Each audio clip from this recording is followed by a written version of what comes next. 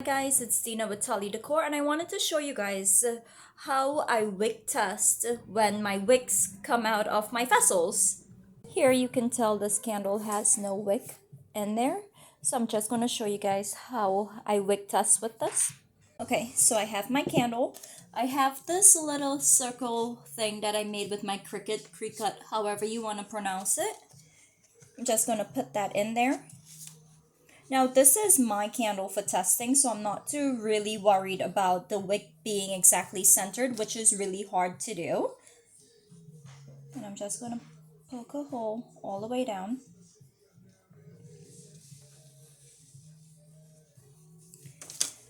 This is the wick that came out when I had poured the wax in here.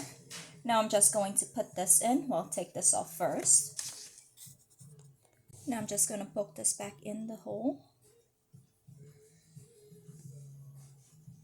It's all the way down there. And I'm going to trim my wick. I'm going to trim my wick. This candle has been curing for a while now, so it should be good.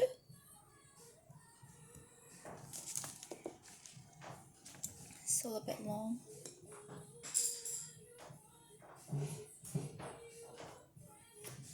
And there we go. And now I'm going to light it. Now I'm going to light this candle.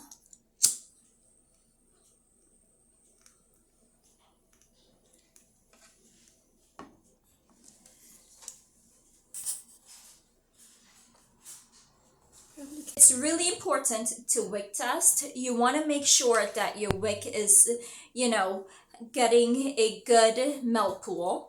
You're getting a good hot throw coming from it. And, it's safe. You want to make sure, I want to make sure I put a product out there that's safe. So hi Layden. So all of my candles, okay, so go buddy.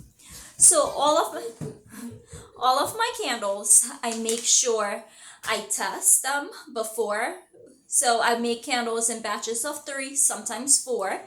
And one out of those candles, I wick test. This happens to be one. Someone's calling me. So for my home that's very drafty in certain areas, I will put this on top of my candle. Let me do this. So for my candles that don't get an even burn all the way through because my house is very drafty, or it happens to be in a drafty area, I just prop these on top like that. And I've noticed that way I am getting a even burn.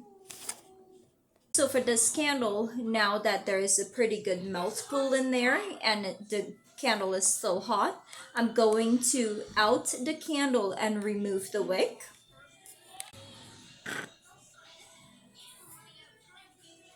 Now I'm just going to remove the wick. If I could grab hold of it.